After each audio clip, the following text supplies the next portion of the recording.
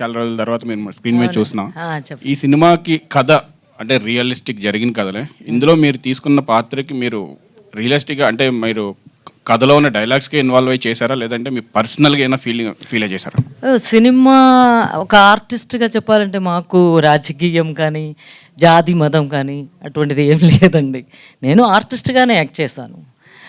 కానీ ఇంకొకటి ఏంటంటే వీళ్ళ కన్నీళ్ళు దగ్గర ఉండి చూసి యాక్ట్ చేయడానికి నాకు కుదిరింది. అది కొత్త ఎక్స్పీరియన్స్. దాన్ని మనం విని లేకపోతే సినిమాలో చూసి మనం యాక్ట్ చేద్దాం.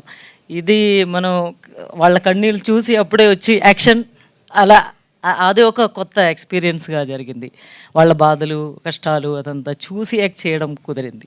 బాగా మీకు బాగా హత్తుకున్న సీన్ ఏదైనా ఉందా మీకు? ఇది చాలా ఉన్నాయండి, మీరు పిక్చర్ చూడండి. చాలా. రవిశంకర్ గారు, సార్ రవిశంకర్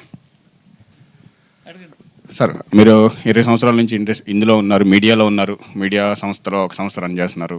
సో ఈ కథగా అంటే ఫిక్షనల్ కథ, కానీ ఎమోషనల్తో కూడుకున్న ఒక ప్రాంత రైతులు ఎమోషనల్తో కూడుకున్న కథ.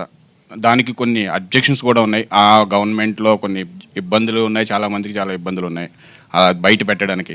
సో మీరు చాలా ధైర్యంగా కథను బయటికి తీసుకొస్తున్నాను, ఒక రైతుల కోసం చేస్తున్నాను, రైతులను ప్రపంచంలో అందరికీ చెప్పాలని ఒక కథ చెప్తాను అంటున్నారు.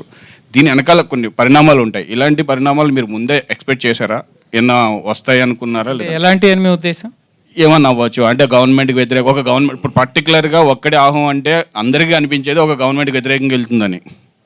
కథలో ఎంత ఇది లేకపోయినా రాజకీయం లేకపోయినా సినిమా అన్నా సరే బయటకు చూస్తుంటే ఒక అనిపిస్తుంది.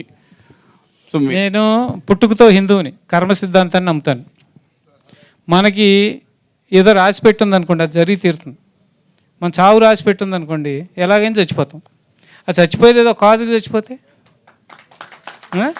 సో ఎవళ్ళకి వాళ్ళు భయపడి ఇంట్లో కూర్చుంటే ఒక దుర్మార్గమైనటువంటి పరిపాలనను ఎదురించేవాళ్ళు ఎవరు? ఎదురించడానికి ఎవరో ఒకళ్ళు ముందు రావాలి. ఒకళ్ళు ముందు వస్తే 100 మంది తోడవుతారు. సరే, ఆ ఇనిషియేటివ్ మనం ఎందుకు తీసుకోకూడదు? ఒక రైతు బిడ్డగా నా వంతుగా నా బాధ్యత నేను చేద్దాం అనుకున్నా. కష్ట నష్టాలు ఏమొచ్చినా సరే దానికి సిద్ధపడే దిగాం. ఎందుకంటే జరుగుతున్న పరిణామాలు చూస్తున్నాం, ఏమేం జరుగుతున్నాయో చూస్తున్నాం, ప్రశ్నించే వాళ్ళు ఏమవుతున్నారో చూస్తున్నాం. వీటన్నిటికీ సిద్ధపడే ఓకే, మనకి ఏది రాసి పెట్టుంటే అది జరుగుతుంది. మనకు రాసి పెట్టలేనిది ఏదో వచ్చి పడిపోదు.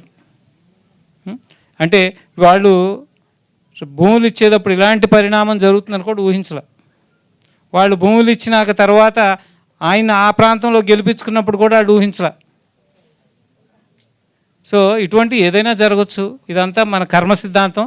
జరిగేది ఏదో జరగకమాందో, జరగాల్సింది జరిగి తీరుతుంది. Let's wait and see. మీరు చూస్తారు ప్రేక్షకులుగా. ఆల్ ది బెస్ట్ అండి. నేను కూడా రైతు బిడ్డనే. మా భూమి కూడా ఒక SEZలో పోయింది, వేరే SEZలో వేరే ప్రాంతంలో. ఓకే, బాధ తెలుసు కదా, అనుబంధం బాధ తెలుసు.